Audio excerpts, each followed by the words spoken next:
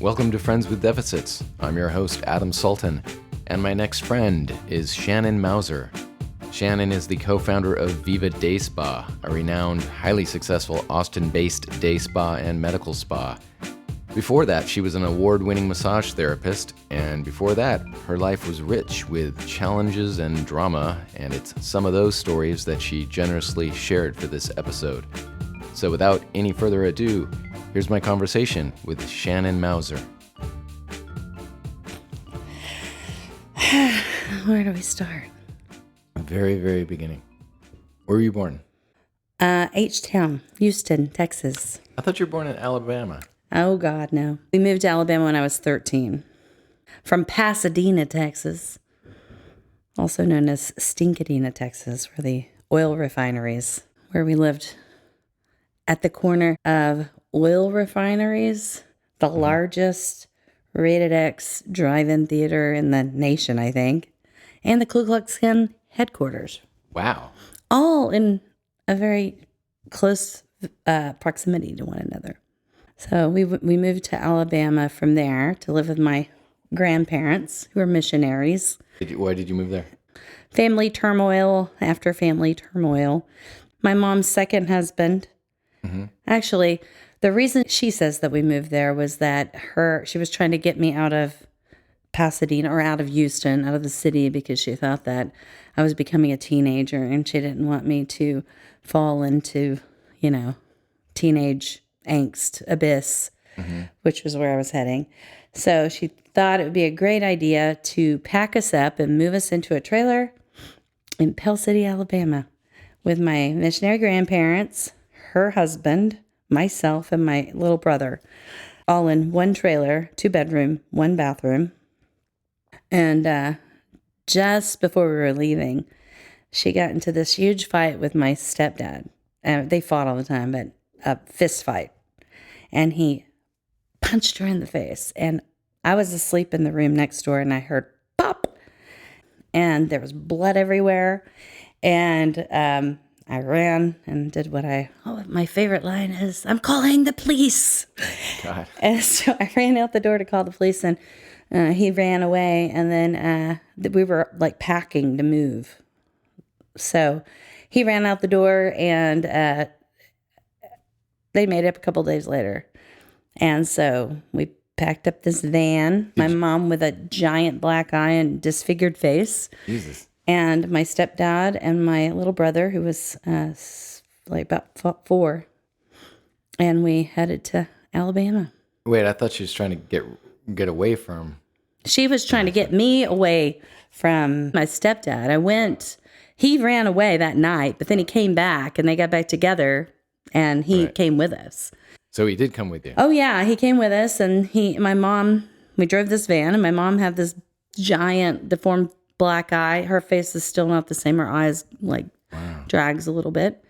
And he came with us, and my grandparents, despised him, of course. We pull up, and imagine this, they're missionaries, doing the Lord's work. Mm-hmm. And here we unload, and then they see my mom disfigured with her husband, who's way younger than her, and his little boy, my stepbrother.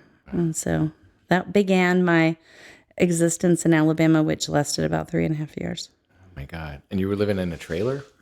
Mm-hmm. Were you born in a trailer? I mean, not in a trailer. But... Born in a trailer. I was not born in a trailer. Was that your first home? My first home wasn't a trailer, probably an apartment. No, I think it was a house. I lived a million places. That point, I probably had already lived in, I think I was 13, so I probably lived at least 13 places because we moved every year. Why'd you move? At least once a year, sometimes several times a year. For what?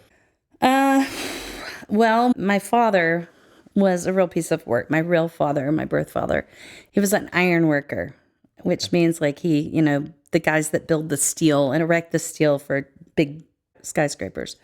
And he was just tough as nails. And his best friend was the Marlboro Man, the real Marlboro Man. Like the model? Yeah, but that guy was tough, and he was also an iron worker.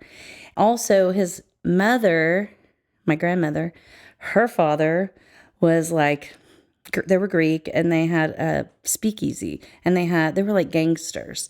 And so my father grew up like that in this really bad part of town, and he was a total gangster growing up.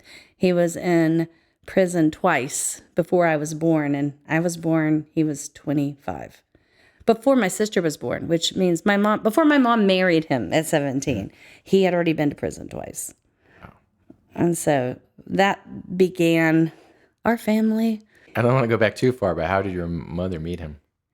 I think she was introduced to him from her friend, a girl that lived with my family. Like something happened with her parents, and so she didn't have anywhere to go. So she moved in with my grandparents, my mom's parents, and she introduced my mom to him. I believe that's the story. My mom was very, very like straight-laced, extremely straight-laced for a very long time while she was married to him. But there's some really crazy stories of them and her trying to get away, and took her. I guess they got married in 1964, and she left him finally, I think, in like 1977. Okay. But they divorced in like 1985. Oh. They stayed married all that time, and he just tormented all of us. But then she remarried. She divorced him to remarry the guy that I was just telling you that we moved to Alabama with. Doesn't sound like that much better. But yeah, it was much better, but still terrible. And why again were you moving so much? Well, once my mother and father divorced or broke up, they didn't divorce. My father just didn't pay any child support, and my mom had no education, so she just was just trying to find work. So she was just jumping around jobs. And then also he would show up and wreck our lives over and over again. He would just show up and destroy everything, like literally physically destroy everything, get her fired from her job. Your father or your stepfather? My father, my real father. And so we had to move around a lot. Just all kinds of things happened. Do you have any like good memories of a good place you were at? Or I don't really have a lot of good childhood memories. A few. Yeah. I mean, my mother's a wonderful person.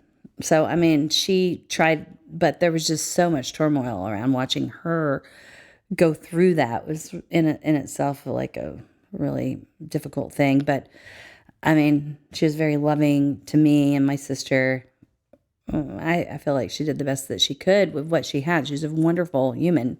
Yeah. Very creative, very fun when I was with her and when there were no men around, when she had no men around. But the men in her life, she just had a broken picker, as they say. Had a broken picker. Broken picker.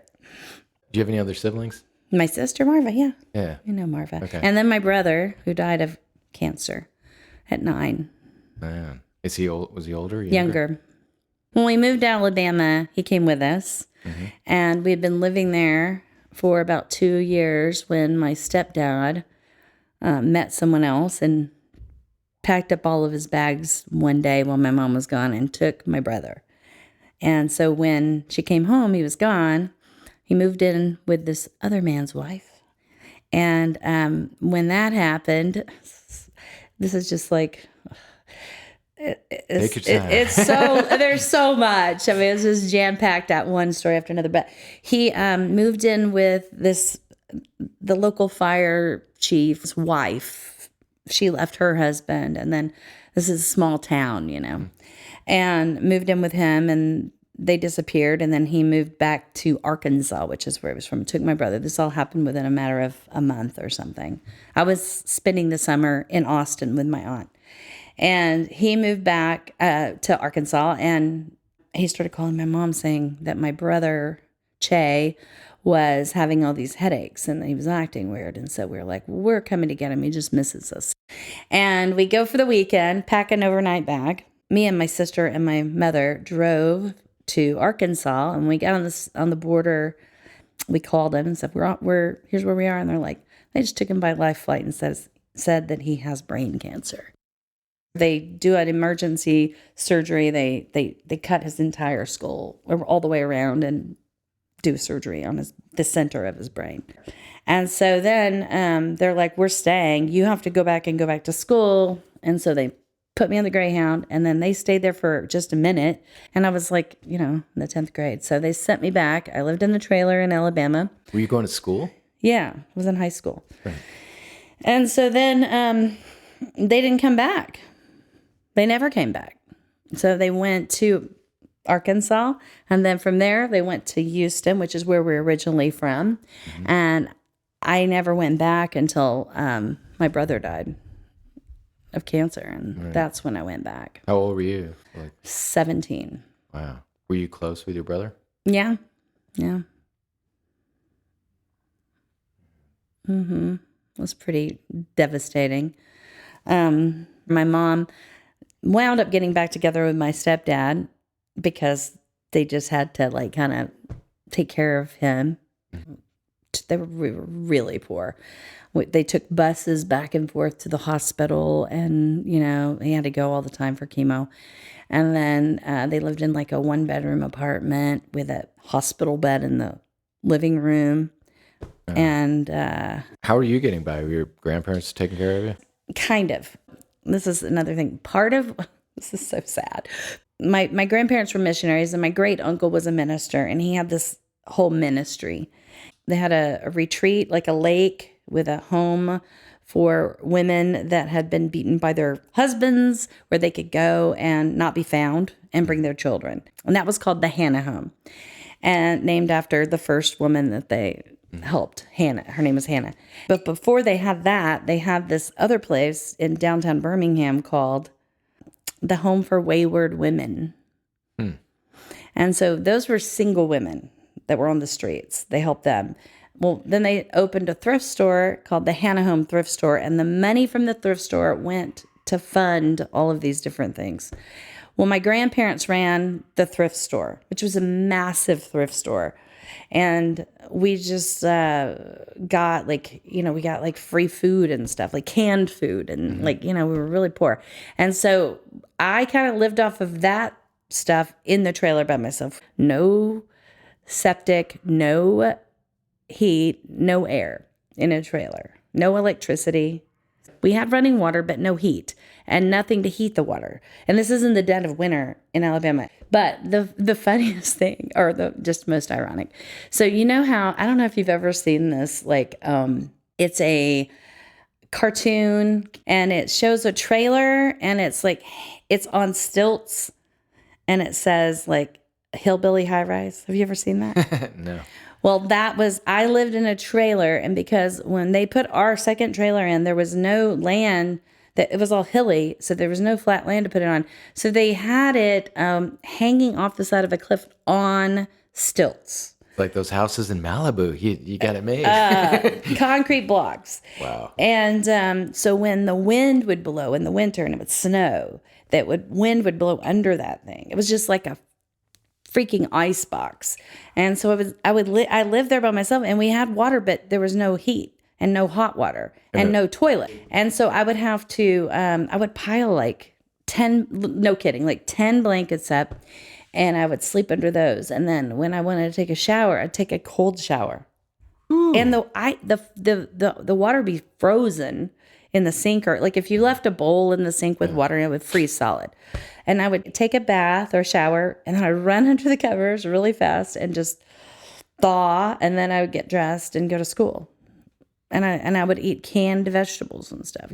And so then when if you had to use the toilet, you just went to your I would go down to my grandparents, and then eventually it got to a point where it was just, I don't remember how it happened, but eventually I just moved in with them because it was just too hard for me.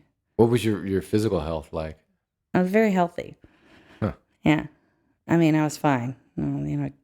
Teenager, you can canned vegetables. That's get you through. And my friends, we would party really hard, and we were in high school, and so all my girlfriends would stay the night with me because there was no one, we had no supervision, and so we would just hang out there all night, and then on Saturday nights, we would get up on Sunday and have to go to Sunday school. We would all be hadn't slept, I've been drinking all night, we'd be in Sunday school, praying, sort of, with our head.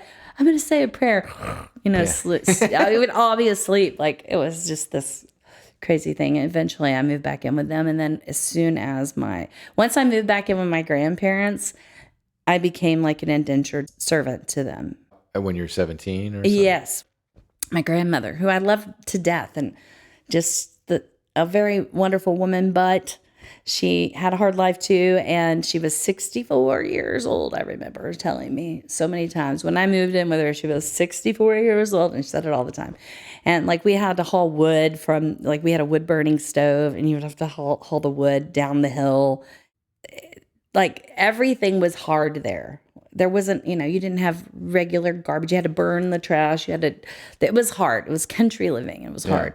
And my grandfather was an ex-military police officer. And then he became a truck driver alcoholic. And then he was born again and became a Christian missionary. So stack all that together and move in with it. And so I was he would come in there was a hill where he would park. I could see him coming down the hill, and he would park the car, a truck, and I knew that meant I could turn on the air conditioner. I wasn't allowed to have the AC on, but I had to have the place perfectly clean. And I had to clean, as soon as I got home, I had to clean that trailer, perfectly clean. And then when I see him, that means I turn the coffee pot on, and I have the coffee ready for him when he walks in the door. And I can turn on the AC. A trailer, so there's the cold, and then there's the hot of Alabama, the heat, in August, in a tin can, cleaning, like really cleaning, like it's crazy cleaning. And then he would sit in this chair and drink his coffee, and he would just sit and look around to tell me things that I had missed. Like, you see that painting up there? You see that? Go get a Q-tip. That was what he loved to tell me, to get a Q-tip. And then he would go, you need to clean out the crevice over there. Do you see that? Or under the table. Or he would just sit there and examine my work. Wow. Did you have a rebellious streak at all? Was there any part of you that's like, I'm getting the hell out of here? I was very rebellious, but because we were in my grandfather was like a deacon of the church. My uncle was a minister. We were very under a microscope. But I was really good at hiding my bad behavior and never got in trouble, ever. They thought I was a perfect child, but I wasn't. But my grandmother, they were also very unaware. So I didn't get caught. But I was never rebellious to them personally. I was never no, you do it or anything. No, I was taught you will lose a hand or something. In fact, my grandmother had her pinky fingernail was all the nail itself was barely there, and it looked like it had been crushed. And so when I asked her about that, she said, oh, well, when I was little, they said, the adults were like, don't speak unless you're spoken to. And so I was sitting on the floor next to my dad, and he was in a chair, and he set the chair down on my pinky finger, and it was being crushed. But I didn't say anything because I thought I would get in trouble. And he just completely crushed her finger. And she didn't cry or anything. And that was her upbringing. So I kind of knew what my place was. Plus, I felt like a burden. I mean, she didn't treat me like a burden. They loved me to death. But I felt like, what room do I have? They shouldn't have to take care of me, So it was like I just did what I was told. Did you visit your mom at all, or were you closer at that point? Did you guys talk? My mom and I were always very close, but I had rebellion and why did she make these choices? Why didn't she take me and my sister out? Why did she stay with my father? Why did she marry this man? Why are we, all that kind of anger. And at this point, your sister's with your mom, right? Now my sister's with my mom, and my sister also had all the same feelings I had, and she's my older sister by 4 years, so she's with my mom. And so we only visited one time. I visited one time. I flew up to Houston. Okay, so there's another piece of this. When I lived in the trailer with my grandparents, once I moved in with them, I got engaged to this guy. What? Yeah, I guess I never told you this. I got engaged. I fell in love with this boy. I mean, now I look back and it's very obvious. I had nothing to hold on to or no future. Or I had no one. How old are you at this point? I was 17. Okay. No, I think I was 16. I was going out. Yeah, I was 16. I turned, yeah. Anyway, we were going to get married. He was going to join the army. I was in love. I came back. I told my family. They're like, oh, okay, you're going to get married now. Nobody was like, what? You're not. And so then. Where did y'all meet? In high school or something? Yeah. He was already out of high school and I met him, from school. He was like very well liked and all my girlfriends were like, oh, he's so hot. And that's how I met him. And then I was swooning over him. And the next thing you know, we're getting married. He's joining the army. And so then I went back to Houston to visit my brother and my family. And when they lived in this 1-bedroom apartment with a hospital bed in the living room. And I was going to come back before my boyfriend's birthday, which was July 8th, because he was going to the army. And my plan was I'm going to go visit and then I'm going to come back. But my brother's birthday was July 18th. And my brother was like, please don't go. Please stay for my birthday, which was his last birthday. This is the last time I saw him alive, this trip. And so I called my boyfriend, my fiance, and I told him, I can't come back. I have to stay. And he broke up with me. Oh. And it just destroyed me. I mean, it was the kind of heartbreak. I don't even know how to. It was more than just that heartbreak, but it was just all of it weighing on me. And I remember it was pouring down rain and I just ran into the street. And I was just running in this busy street, Richmond, like really busy. And I was like just hoping to get hit by a car at that point. That was like the lowest moment of my life when that happened because I thought, I really just never, I'm like a survivor and and I love life and I never want, I'm not one to want to die, but I did at that moment because it was just all so much. And then I stayed for my brother's birthday. I went back. I thought we'd get back together. We didn't. Thank God. You came back to Alabama? I went back to Alabama after that. And then thinking that, we'll be back, we'll get back together. And it didn't happen. And then I guess that was in July. My brother died in November that same year. And then I think it was right after he died, we went back for the funeral. And then maybe like December or January, I had enough. My grandparents, I couldn't handle it anymore. And I called my mom and I'm like, I'm coming home. She was still living with my stepdad at the time in the apartment, not the same apartment, they had moved. And I came home to Houston. He left my mom the night I arrived. Wow. And he moved in with the apartment manager after she took care of his son all that time because he's my stepbrother, but he had custody, so he lived with us from the time he was 3. And my mom adopted him, so he was but he left that night and never came home. So all the tragedy was just stacked on top, just tragedy after tragedy. I'm back, and my brother just died. We're all together, and then he leaves to go do something. He never comes back. The next day, he's not there. Where is he? He moved a few doors down with this woman, but he was also just broken at that point, too. Everyone was just so broken. Anyway, it was just like this, just one devastating event after another. And that was just like. What happened to your father? My father, when I was in high school, right after I came back to live with my mom again in Houston, my father remarried.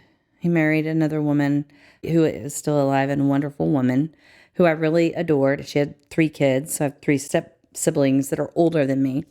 And they're great. I love all my step siblings were great. But my father, all the pain and agony that we went through, my sister was really traumatized by my father. And I was too, but my sister really was. So when my sister got pregnant with my nephew in 93, we just decided to just cut him out because my mom's next husband was black and my father was a total racist. And so, and not just a racist, he was like criminal too. He was a gangster and a racist growing up. So we had all this trauma from it. And my mother was always very liberal thinking and accepting. And so, and she taught me and my sister to be that way, but my father wasn't like that. So when my mother got together with my stepdad, my dad called me, my father, and he said, I called your mother's and it sounded like answered the phone. And I hung up on him and I didn't talk to him for 22 years. Jesus. Because I was like, my sister's pregnant, new generation, can't deal. Yeah. Can't bring it into the next generation. And I called my stepmom, who I really liked, but I was like, he's still, she was a really nice woman, but, and I told her, and I was like, I'm not talking to him again. And then I didn't talk to him again until, I guess it was 2007. One of my step siblings, two of them called me and told me that he had cancer and was dying. And I just, for the last bit of his life, forgave him, I guess, and had contact with him. My sister, no contact, never wanted to talk to him again. Wow. What was it like seeing him again for the last time? It was very ironic because he was dying. This is in 2007. He was dying, and my grandmother was dying at the same time. My grandmother that I lived with in Alabama, but she lived in Houston now. And was that your my mother's mother? Right. And she was very poor, and she lived in these apartments that were like, like the projects, really. And she had remarried another man after my grandfather died, and he was a smoker, and he smoked so much that like there was literally nicotine dripping down the walls in this tiny little apartment, and they were super poor. And so I would visit her a lot, and it was just, if you went into the apartment, you would have to leave the apartment and take your clothes off and put them in a garbage bag and have a change of clothes because you would be completely full of smoke. Worse than a bar. Worse than going to like, what was the bar that was downtown? Egos. Like Egos. Back in the day. Pre-smoking. But worse than Egos. And so, so I would go visit her. I would go to Houston. My husband Seth. I would go visit her, and then I would go to visit my father, who was living in a penthouse in a hotel. One of my stepsisters is very wealthy, and she paid for them to live this lavish, end of days, I guess. Wait, your stepsister was... She was paying for my father and her mother to stay in this place while he was going through chemotherapy. So they died. My grandmother and my dad died at the exact same time, just a couple of days apart. Do you feel like your life was like rife with drama though? Absolutely felt like it was rife with drama. Yes. So do you feel like you say you hate drama, but maybe that's what it kind of gets you going, something? Yeah. Well, I mean, there's no question that like one of the driving forces in my life was taking care of my mother, because I was just so afraid that as she got older and older and was less able to take care of herself, that she would end up homeless or something terrible would happen. So it was definitely something that drove me to figure out a way out and to make something happen so that I could help her. That was a major driving force. And then also just, I kept trying to do better than the people around me. What do you think inspired that? I honestly feel like when I was born, like some of my first memories are like thinking, and it's just like my way of thinking was developed like this, is like, why are they doing that? Like thinking like, what? WTF, like, how is this happening around me? Like as a small child, I was they say the adult child. I was the adult child. And also, I come from a loud family. My family. They're loud. Everyone's loud. They're really loud. And I hated it because I was very sensitive to sound. I still am. And I had really bad migraines my whole life. And I was always like, like I couldn't handle it. So I felt very different in a way than what I was around. I liked it to be more quiet. I was sensitive to sound. I hated the drama. I didn't accept the situation. Nothing made sense to me. Nothing in my life around me made sense. The decisions people were making never made sense. I always was wondering, what the hell are they thinking? It's like some of my first memories are, what the hell are they thinking? And so I think that what happened was I was trying to find normal.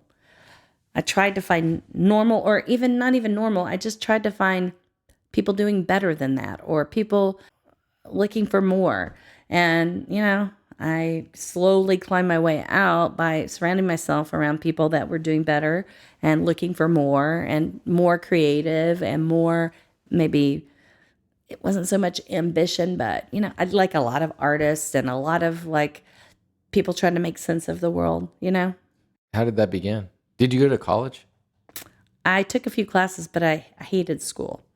I didn't like it. I really want to be free. I don't like feeling like I have to do what other people are telling me to do. Okay. And that, I think, came from just being controlled by people that I didn't feel like knew what was going on. Yeah. And so I kind of carried that. I still carry that. I don't like to be controlled by anyone. Was there a certain catalyst for that, or a certain moment where you thought, like, now it's time to start finding my own path? I had an epiphany, really, at like 22. And at this point, I was living in a house in Houston with my then boyfriend, and one of my best friends and her boyfriend, and they were musicians, and it was a lot of creatives, and my reality was really drastically changing, of like just the people I was around.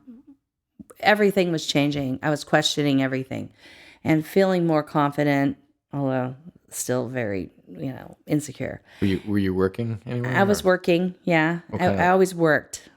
I always was a very hard worker. I was working at Rimco, which is this place where you rent to own. I've told you about this before, I think. You rent to own things like furniture, VCRs at the time. This is the 80s, 89. VCRs, TVs, furniture. Did I say that already? Like, oh, you need a couch? Rent one for, I still remember the prices, and this is in 1989. I remember you could rent a VCR for $48.14 a month for 24 months, and it could be yours. Oh my God. In 1989. That's like for $1,000 million. Right. And it was this craziest thing because, like, people that do that are poor. And they don't have money, and they get real mad when they figure out they're getting ripped off. And I was like 18 or 19 when I got that job. And I was the office manager there, and I worked there 4.5 years, and I had to handle all kinds of crazy things. I mean, it was in Pasadena too. This was in Pasadena. Texas. Yeah. Which is where the refiners, Gillies, Gillies. Yeah. Where it is. It was on the road. It was right by that. That's the Urban Cowboy. Yeah. And I had to, and I would drive from there back into the inner loop of I lived in the Montrose, and I would drive from there to the like civilization of Houston is what I felt like. Anyway, that's what I was doing. And I was living in this house, and I was 22, and I just had this revelation, and it was like, I kept thinking, being very frustrated with the fact that my family, and, especially my parents, like, wouldn't change. The people that I grew up with wouldn't change. I was like preaching and kind of like, when you were that age, you think you know everything. And I remember just something clicked, and I was like, the only thing I can change is myself. It really just like deeply clicked. And I was like, I can be an example for other people. And that's the only power I have. Like, that really just hit me so hard.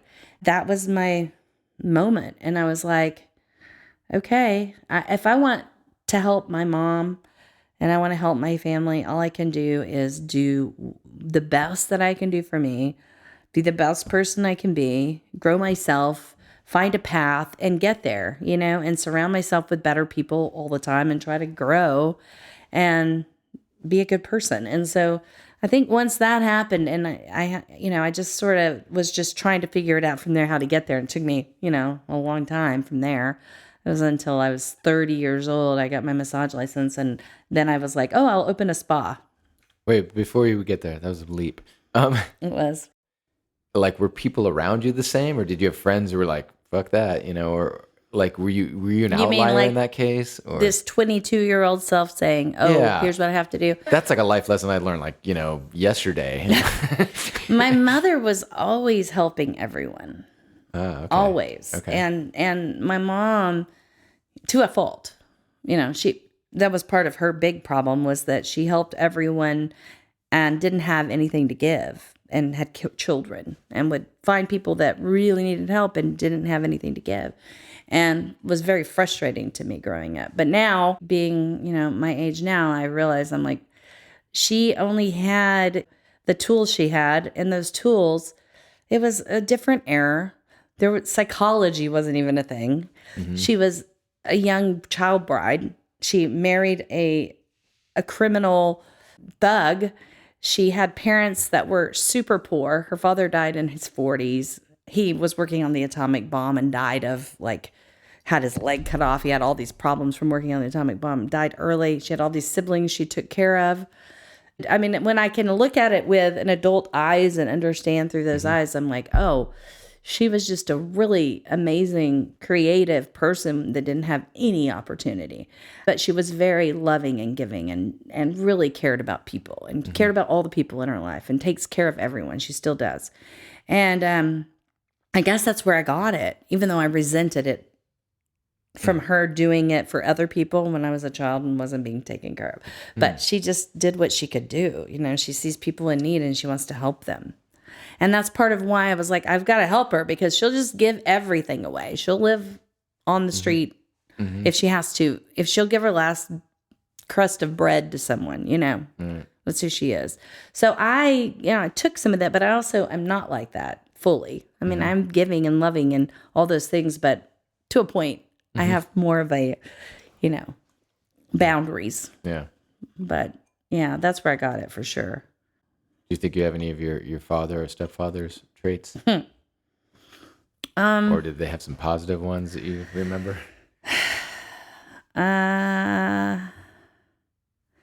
My father was very charismatic. He was well liked if he was trying to be, until he showed the dark side. So I think I have that. He was also smart, but he was a very scary individual. The stepfathers, I didn't get any real. Are they still alive, your stepfathers? They're both still alive, yeah. Are you in touch with them, or do you? Mm-mm. Is your mother? Is it just like, we're done here? She is still in touch with both of them. Oh. She saw my second stepfather this year for the first time since they broke up, and they had some kind of business they had to deal with. And then her last husband, they talk a little bit. And her last husband, he's living in Houston somewhere. Hopefully doing well, but wasn't doing well. Wishing him all the best. Wishing all of them all the best. Yeah. Everyone all the best. Yeah. That's what you do. Yeah, I don't really like to hold resentment or anger. I moved to Austin. The boyfriend I was living with in the house that I was talking about, we broke up, and I moved to Austin then in 93. Okay. 93, 94. And then I feel like I really found my place. I loved Austin. I love the people here. I love the vibe. I like the atmosphere. I just like the people and the way people are open and friendly. And it just, when I got here, I was like, okay, this is my place. And so, I just kind of fumbled around through jobs just like everyone else. I worked for the Gallup poll for 4.5 years. I tried to unionize it, went to federal court. Wow. Won. They closed the place down, which was terrible. I still feel bad about that. Because, you can win in the court, but all they do is close down the workplace, and a bunch of people lose their jobs and they go to another state, which is what happened. So I did that, and about that was the same time I was getting my massage license. And so then I worked at a spa that was just run poorly, very poorly, and I saw how not to do it. And that taught me, I was like, I could do this so much better. And that was that part of me that's like, you got to do it better. You got to be better. How can it be better? You think so it's starting to connect now. The sort of business mind is out of that need of helping people. Definitely making things better. Yeah, making things better. Making people's lives better.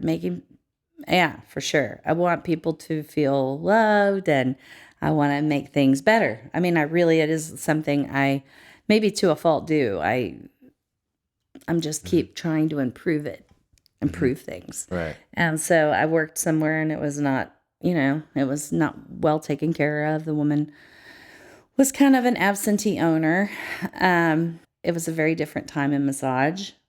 And it was like she didn't really take care of us. And things were just really hairy there and not fun to work in. And so I was like, oh, we could open an upscale place where people are really well taken care of as employees, and then they're going to do really great work because they feel nurtured and cared for, and that's how you're going to do your best work. And then the client's going to feel it, and they're going to feel good. And it was really built from that. And so my two best friends were like, yeah, let's do it. Can we name your two best friends? Yeah, Maya and Loria Rock, sisters. And so we found a place, a little building. And when did the germ happen? It's not just like you say, hey, let's just start a massage business or a spa. Well, one of my business partners, Lori, was a pharmacist. And so she worked in a small local business. She worked for People's Pharmacy for many years. And so she worked for Bill Swell, was the owner. And he had some very peculiar ways himself, but he had a really good heart, and he had a really good intentions for caring for people, same way he cared for people. And so she kind of was working in this, she was working in this small business, and I was working in a small business in Austin.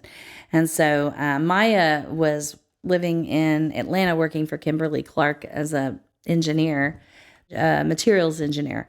She was deciding she wanted to switch gears. And so she was like, I think I'm going to move to Austin. And I was like, this is the perfect time. We had kind of been throwing it around, but then I was like, get a job where I am and you can see how easy we can make it. Mm-hmm. And so she did. She was working the front desk. Lori was still at the pharmacy. So in a matter of weeks, a couple of weeks, she was like, oh my God, totally. We can totally. Were you really pitching this? Like, oh yeah. Because I had been there for 4 years as a massage therapist. And I won Best Massage in Austin. Nice. Austin Monthly. And when that happened, I was like, I had a lot of clients, and I was like, I had like 800 people on my client list. So I was like, let's just go do this elsewhere. What kind of gave you the business sense?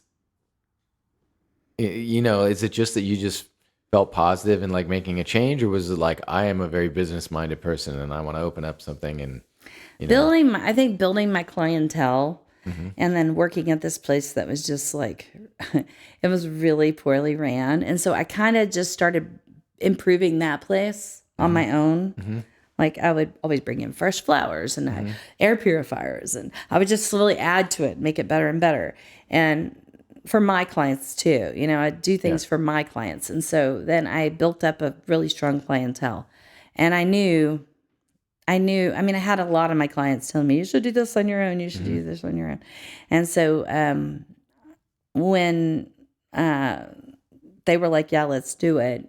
And we didn't have a lot of money, but we bootstrapped it with credit cards. And we were like, okay, we found a building and we just went for it with very little money. I think we had $45,000. And that was like not a lot to build out a location and everything from top to bottom. We had to renovate the whole place. And did any of you have any business knowledge at that point?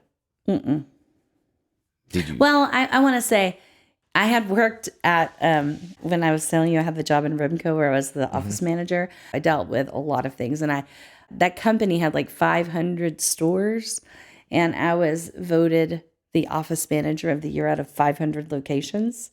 So I was good at it. I was a good worker. I understood people and I understood how to make things happen. Yeah. And then I did the same thing when I worked at Gallup. I was one of the best employees there, and then did the union. And then I was the best massage therapist. And then I had confidence at that point. I had no confidence in my life from the past. But then once I started working on my own and doing things on my own, I was like, it just takes a bunch of hard work. You just focus. And so I just was really hardworking. And that's what I did. I just worked really hard. And then I was really sure that I could do it. It seems so simple and whatever, but I was positive I would succeed. Weirdly. Yeah. I was positive I would succeed in the spa because I just believed in what I was doing. And I had all the people that worked there that worked with me, my coworkers, and they were all like, when I said I was thinking about doing that, and I told them secretly when I was still working at the other place, and they were like, we'll all come with you. We will all leave this place if you manage it. And they did. Wow. The entire staff came with me, and they were all really good at what they did. And we had a tight crew, and I had my 2 best friends, and I had all my friends from work that were solid and really good. And it was just a different era, 2005. Yeah. 20 years today, by the way. Oh, congratulations. Today's our 20-year, or actually it was 4 days ago, sorry. This week. We'll call it this week. And that's Viva Day Spa. Yeah, 20 years we've been at it. Wow. It's crazy. Yeah. Really crazy. Should we pause? Should we have some Yeah, more to let's drink? go refill our drinks. Okay. It's the smooth sound of patrons keeping this podcast alive. How can you help? By visiting patreon.com/friendswithdeficits. For as little as $1 a month, you can have access to the exclusive Patreon feed where all the real details of our host and guests are dished out. Plus, you can rest easy knowing that you are a generous, generous soul. Visit patreon.com/friendswithdeficits for more information. Now enjoy the rest of the podcast. So I have this friend named Jay. He worked with me at Remco when I worked at the rent-to-own place. So it was in Pasadena, right by Gillies. The people that worked there, it was just a crazy cast of people. The guy Jay that worked there was my friend. He was a salesman and he was gay. And this was like in the late 80s in Pasadena. And being gay, there weren't a lot of people that were like super out gay. I mean, it wasn't like the 50s, but he was like super flamboyant and super good looking. He was brilliant. He was so freaking smart, just like an encyclopedia. And we were best friends. We hung out all the time. We would always travel together. And he was so much fun to travel with. When we would travel, he would always have all these gadgets and fancy clothes and fancy cars. And he would come to work in the winter. He would wear this beaver skin coat. And he would wear roller skates. And he would skate around the showroom floor selling rent-to-own furniture in Pasadena. Gay guy, very flamboyant. And he was funny and he was really smart and way over their head. And he would make jokes that no one got, like they didn't get, people that he was dealing with. He was like just this force of nature. And then we worked with another guy. His name was Ken. We called him Cowboy Ken. And he was like a habitual liar.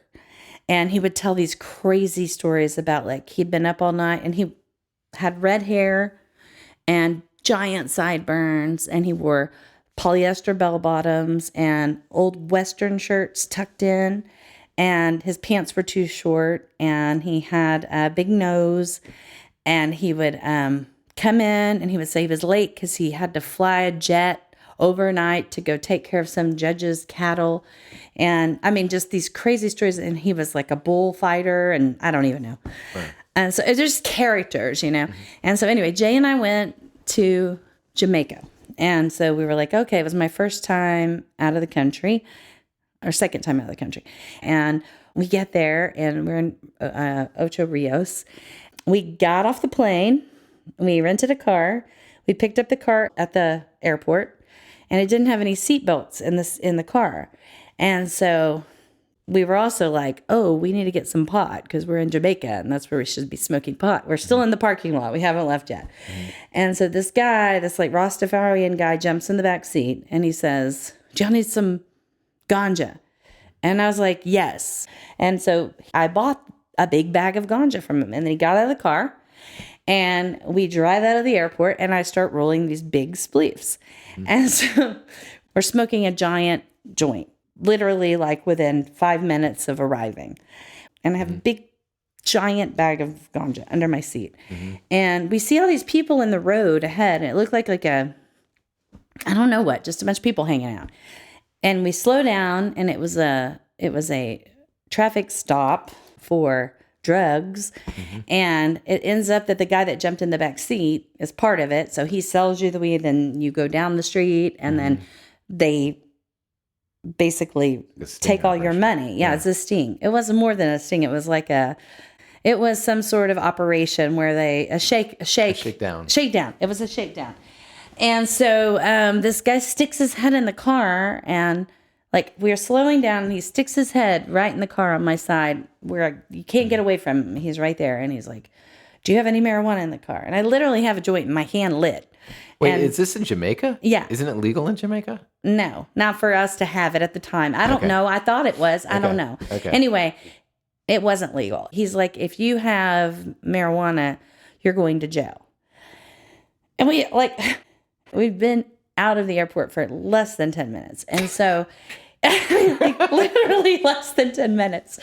And so he pulls over, and then Jay says, "Can we pay you bail?" He asks him, "Can we pay you the money that we would pay in jail?" And he says, "Yes." And you accepted bribe. Yes, this exactly. time. So he gives him $500, which was a lot of money back then.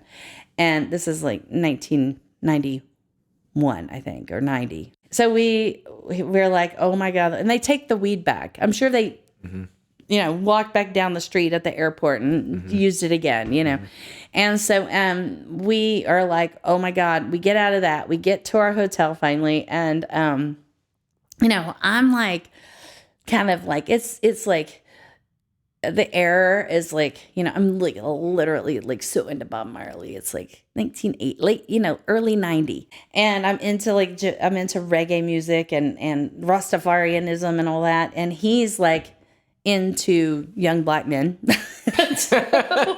Close. Similar. I'm just like fascinated by like Rastafarians, and he's fascinated by black men. And so we get to our hotel, and there's like, it just becomes this crazy thing where like I would go down to the beach and ride these little boats with the Rastafarians and sell red stripes off the boat. White girl, only me, just hanging out. And he would hang out with these young men. How long were you there? Just like a couple, like maybe 10 days, but like we instantly just fit in. It was just super weird.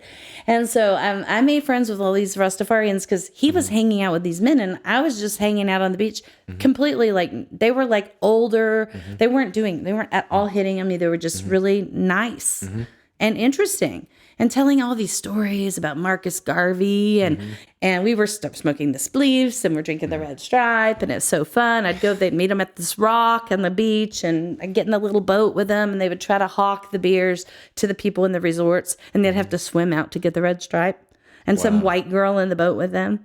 Wow. And so I was having a great time, but he ends up loaning the rental car to a guy that he met, and the guy takes the rental car away and doesn't come back for like a week.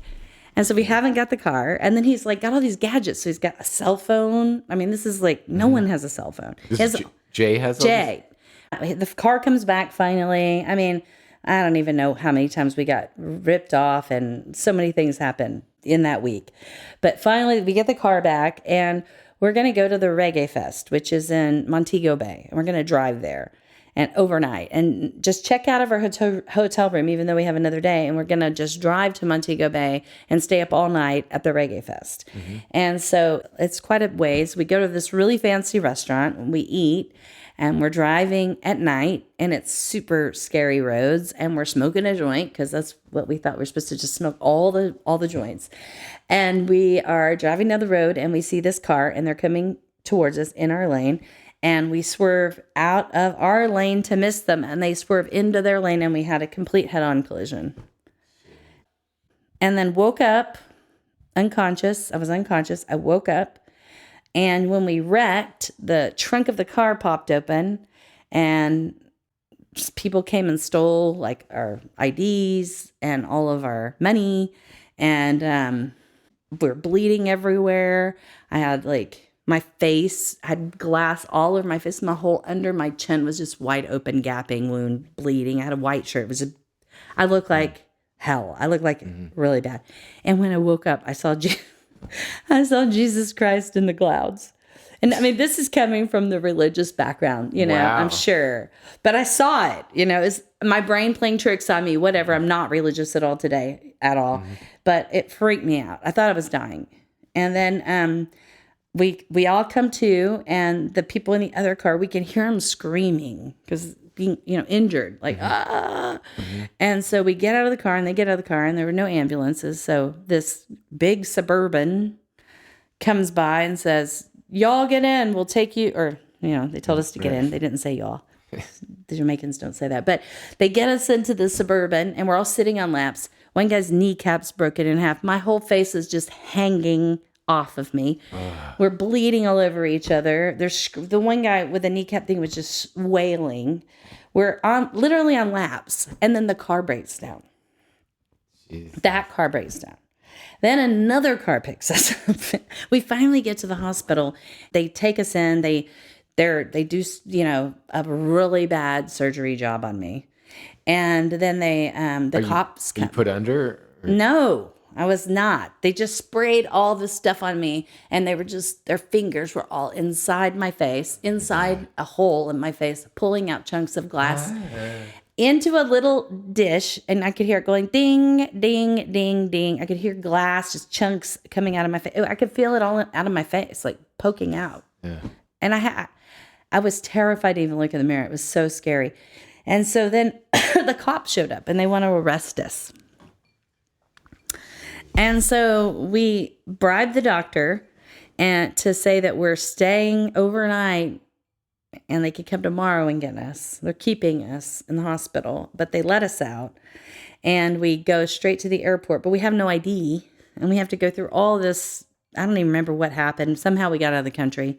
How was Jay's injuries? Was he okay? He had, he hit the steering wheel really hard. So his whole chest was really bruised. He had hit his head on the dashboard, but I was way worse. And I also I hit so hard that I had on Levi's jeans, and my jeans split both knees, and both my knees were totally smashed and bloody. My pants split open, and the white shirt, I was just covered in blood. Like the next day you're going to the airport? Yeah, from the hospital. They have me in a wheelchair. They wheel us and we get out of the country, and we're like, because they wanted to arrest us. How did you get out because with they no wanted ID? To blame us for the wreck and make us pay for whatever. But right, but how did you get out? We went to ID? I don't even remember, honestly. We called the embassy or something. Jay was really quick talker, and somehow we got out. I don't remember. And I went back maybe I don't know, 7 years ago. I don't know, so it was 20 years since I'd been there or something. And I was scared. I was do they remember? They had no records of it. So I went in and out, no problem. But yeah, it was super scary. Super scary. It was so insane. And then when I got back, one of the Rastafarian men, his name was Sir Winston, and he called me. And he's because I'd given him my phone number. He's like, oh man. And he was telling me the whole story. He's I saw the car, and he was all the windows were smashed out. We all went and looked at it because we made really good friends. I was this white girl that would ride the red stripe thing with them. I think they weren't used to that. And so he was we all went to look at the car, and there was blood everywhere, and we couldn't believe you survived, and I stayed in touch with them for a couple of years. Wow. Anyway, that's that story. Has that affected you or stayed with you? Is it hard to drive or visit Jamaica? Well, I got back from that. I had a lot of stitches in my face and in my chin, and I still had the stitches, and I was driving on the interstate in Houston on I-10, which is a massive freeway. Ahead of me, there was an accident and a pileup, and I still have all the stitches. I slammed on my brakes, and a person rear-ended me, slammed into me, and I had serious PTSD. I was shaking like a leaf, and I was fine. My car was fine. Everything was fine. Came up to the window, and we started dating. He was this cute guy. I was he was cute, and he was in a band, and he wrote he was let me give you my number, and he put it on the back of a bumper sticker for his band. It was so funny. I was 19 years old or something, 20. But yeah, after that, I was okay after that driving. I don't know why, but I did get into a wreck while I still had I got rear-ended with the stitches, so that was pretty weird. Wow. Yeah. What else? So can we continue from when you started Viva? Mm-hmm. So yeah, I mean, we started with like 6 people, plus the owners, the 3 of us. But Lori didn't start working with us. She kept her job, and Maya lived with her. This is kind of how we just managed to bootstrap it. Maya lived with Lori. Lori paid that rent. I had my own place cheaply. I got paid as a massage therapist, and then we had the little place, the first place on 35th Street. And so we were there making it, but me and Maya were working 7 days a week, and Lori was coming in on her days off from the pharmacy, and we were doing everything. We were cleaning the toilets. We were doing everything, the booking. I was working full-time as a massage therapist. Maya was booking at the front. We were hiring. We were doing everything. And we were busy right off the bat. So we opened in June, and then by January, we had paid off everything, paid in full, and we were making money. After 6 months, we paid it all off, and just from there, we just did really well. Every year, we never lost money. We always gained every year. And that was 2005. And then we took a bunch of classes and tried to learn business, like try to get better at what we were doing. Like after the fact? After. Like you open a whole We salon. opened it, and then we started taking classes together, like mostly like seminars, kind of cheesy seminars. And we went to this is a really funny one, the Millionaire Mind seminar. Have you ever heard of that? I have heard of that. It's a very well-known one, and you get a free ticket if you buy the book, the Millionaire Mind book. And so we went, and it blew our minds. It blew our minds. Some of the things that we learned in that seminar completely changed our business. And it was the cheesiest thing. And it was the kind of thing that I would completely roll my eyes at. I was very much a cynic of that kind of thing. I came from, it was very from poverty, and I hung out with artists. So I was like very anti that kind of business stuff, that sort of like be a millionaire, I wasn't into that. I thought it was cheesy. But they did some exercises in there that we like really like challenged the way we thought about money. And it really came out that I had a lot of guilt of having money. I had guilt. Not that I had money. I still didn't have money, but I had guilt about succeeding. I wanted to succeed. I wanted to help my mom and all those things, but I also had guilt that people would think bad of me, or they would think I was, the 1%, even though that wasn't a thing yet. But, I didn't want to be seen as someone who, when you think of rich, you say rich, and you use adjectives, and those adjectives were not good. Yeah. And so I really associated wealth with negative things because I came from poverty, and a lot of poor people do that. And so I learned to kind of rethink that. I'm still struggling with that, though. You're still struggling with that? Yeah, I still struggle with that. I feel guilty having money. Okay. It's just a thing. I'm aware of it. I'm not as bad. I know I deserve what I have, and I worked hard for it. But I still have this thing where I think I get judged. I think people are like, oh, she's, I don't know, whatever. But also thinking about just what succeeding looks like, and, just so many things we learned. The most important thing we learned, though, was that we could not grow our business the way that we were doing it. We could not grow our business while I'm in the massage room and Maya's behind the desk and we're cleaning the bathrooms and working 7 days, because there's no time to focus on growing, like thinking about the business from the outside, because we were working too hard to just clean the toilet, and we learned that and then we kept taking more classes, and we kept learning more. And then we decided to open a second location in 2008. We opened it during the recession. We cut way back, but we still managed to come out making money that year. And so we opened the domain in 2016 and Round Rock and after COVID.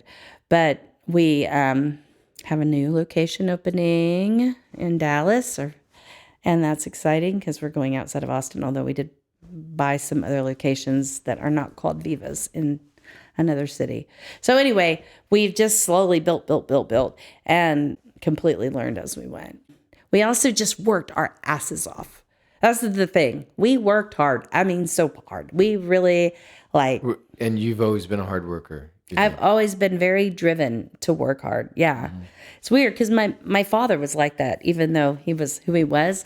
I told you he was a iron worker. And even though he had all these crazy things he did, he always worked. He always worked really hard, and he did really well in his business. He was very successful at what he did. And my mom always worked really hard. I mean, we were just, our family really come from really, work hard. I was just taught this work ethic. And so Maya and Lori were too, because their family, also owned businesses they just bootstrapped it and owned a bunch of businesses, restaurants and things. And that's how they did it. Yeah. There was no question in my mind that we would make it. I feel funny even saying that. Like I should have had maybe we won't, this will happen. I was like, no, because we really believed in the people. We hired the right people. We knew what to look for, people that cared, and we treat them right. And we work really hard to make sure they feel seen and heard. And then we work really hard for the client. And then it has to work. There was just no option otherwise. I was like, it can't not work. It's just got to work. There was no room. There was zero room for it not to work. Has it always been a journey of thinking like this is working, where you're kind of in the present and just know that you're doing the right thing? Or was there a turning point or a milestone where you're like, oh my gosh, let's toast, we've made it? That's funny to ask. I mean, we had moments where we were like, can you believe we did this? Like high five, like, can you believe we're here from there? And then we kept saying that as we went up. And then COVID hit, like the rest of us were like, oh my God, we're going bankrupt now. Mm-hmm. This whole industry, no one's going to touch each other again. That was really scary. Yeah. Really thought that was it. That was the end. But then it ended up gangbusters after that. People were so starved for touch that we ended up doing better than ever. After the big freeze, the first big freeze, the phone never stopped ringing. It was like February of 2021 or two. I don't know. Oh. But then we did really great, and we changed, as we went. We also changed what we were doing. We started out with a salon and massage and facials and pedicures, and then we quickly got rid of the salon because we didn't want it, that the two didn't really kind of work well together. And then we, later added medical. What kind of salon was it? A hair salon. I didn't know that. Mm-hmm. Yeah, we had a hair salon for about 6 months, I think, or maybe a year. I don't know. Okay. It was just not workable. Hairdressers don't really want to work for people that are not hairdressers was part of it.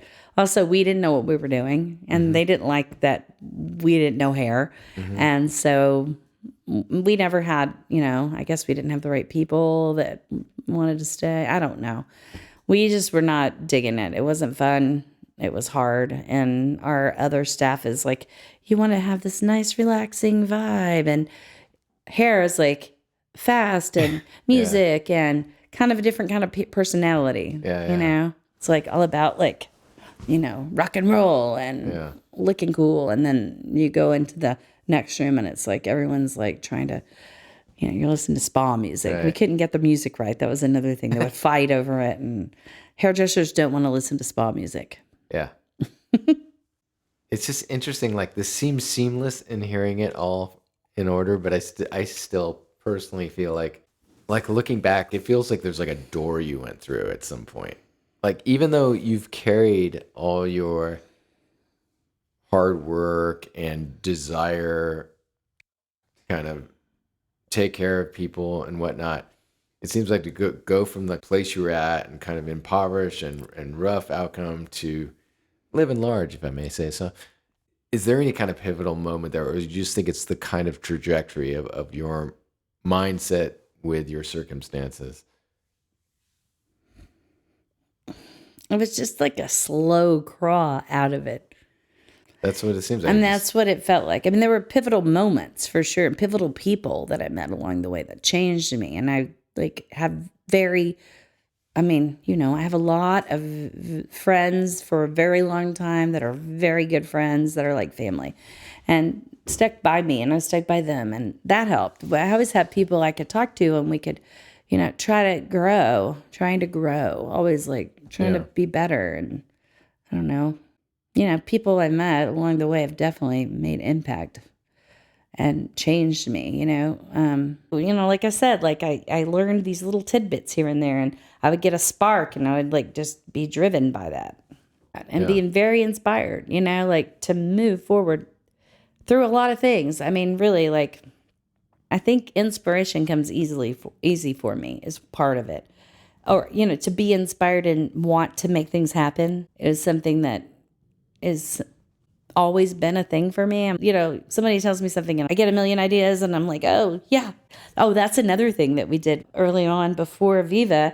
Lori and I, my business partner, Lori, we would have giant parties and theme parties and stuff. And so it really taught me a lot about kind of advertising, because, you have to make a flyer and you have to get people there and you have to think about crowd control and bands and music and food. We always had a lot of food, and we're entertaining people and bringing people together and nurturing people. And that really came natural.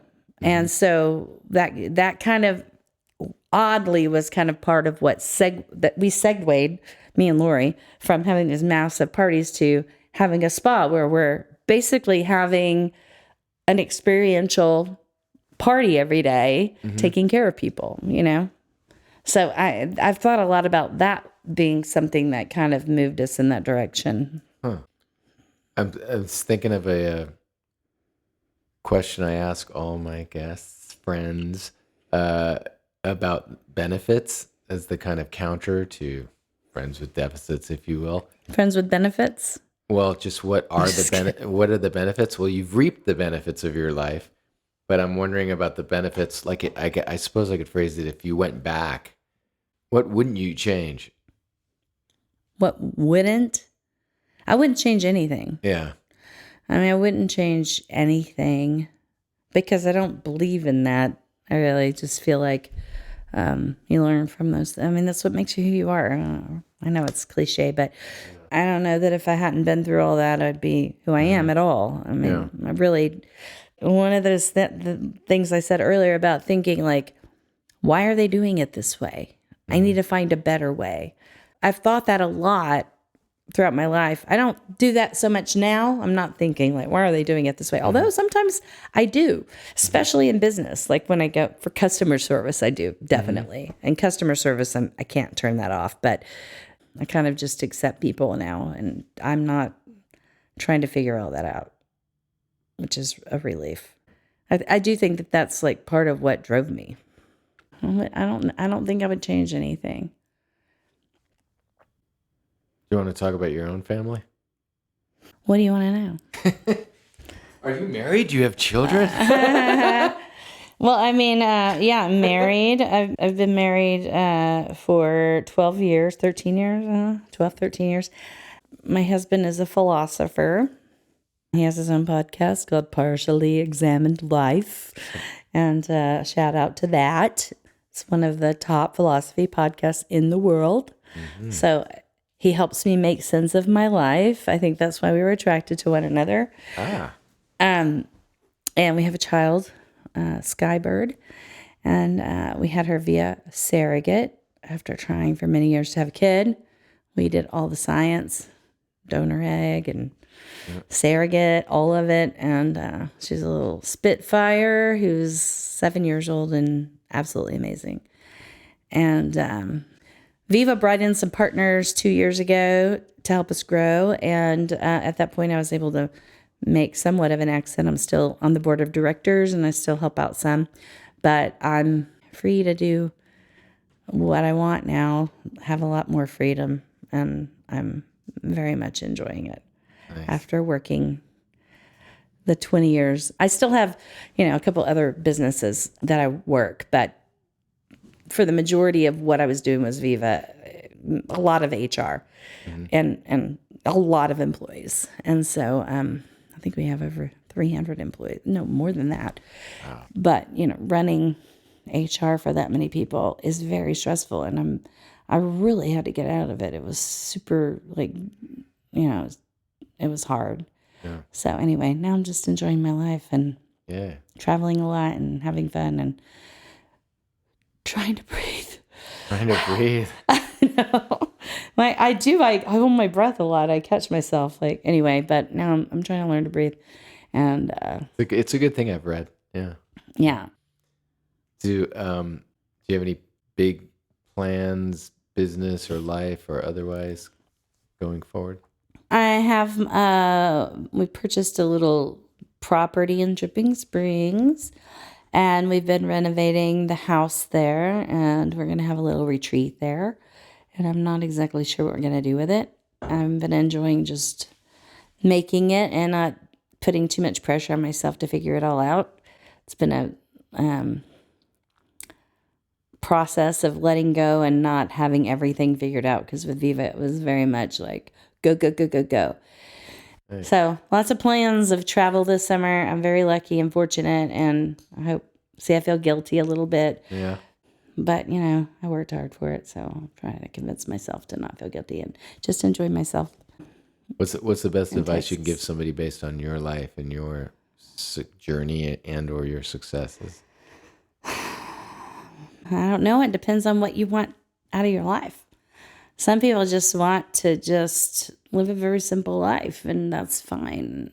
I might end up there. I'm like, oh, maybe I would have been just fine living in a little house and, meditating and having a garden.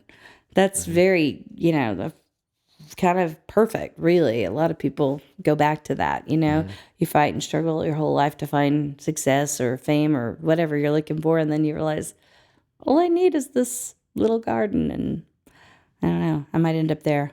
So, I think it comes within, like happiness. It's not outside, and the more stuff you have, the more you realize that doesn't make you happy. Again, another cliche, but it does make sense to me. Yeah. My tiny little garden, and I'm like really happy watching things grow in it and picking things. So, there's not much that makes me happier besides my kid. Yeah. Do you feel like you've always been a happy person, even in the midst of unhappy or challenging times? I do, yeah. It's funny. I have a friend who recently was challenging me and saying, like, maybe you're just a people pleaser, and part of being a people pleaser is to pretend to be happy for other people's sake. And I don't know. I'm kind of been thinking about that. I'm like, I do like for people to feel happy around me, and I do put out effort for that. Thich Nhat Hanh says, practice smiling. That's something I've done. Ever since I read that, practice smiling. And I smile at everyone. I'm always smiling.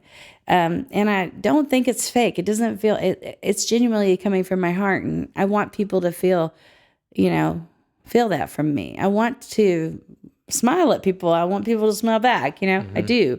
It's genuine. I thought about that when this person told me that. And I was like, is there something to that? I don't know. I haven't found an answer, but I think I felt happy most of my life. I've had strife and things that I've struggled, painful things that I knew were really painful. Heartbreak, lots of heartbreak, lots of pain. But ultimately, I think that I find my way back to happiness always, find my way back up. And I'm looking for that. I'm seeking that. I tried to just be that. And I don't know. Who's to say? Is it real? I don't know. I think so. I'll say one thing for you. You're certainly not negative. You're not bringing on a dark cloud, when you walk into a room. Thank you. So that's good to know. And hopefully you're not swallowing it, No, I'm not.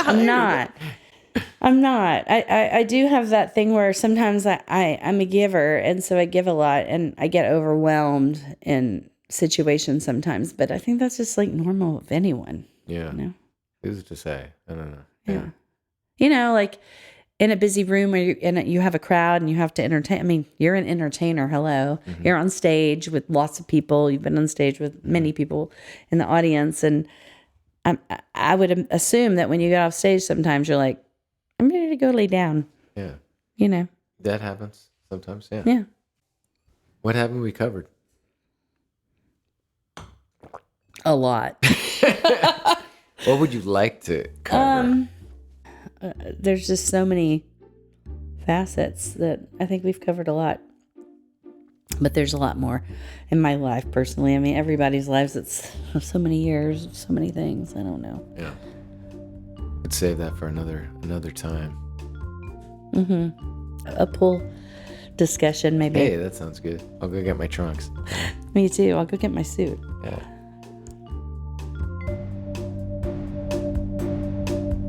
Well, all right. Thanks again to my friend Shannon Mouser for sharing a few of her stories. If you want to learn more about Shannon, or if you just need to unwind after a long podcast, visit Viva Day Spa. I'll leave a link in the show notes. And if you'd like to support Friends with Deficits, as well as receive extras, outtakes, and maybe a song or two, visit patreon.com/friendswithdeficits. Once again, I'm Adam Sultan. Make someone's life better, even if it's your own.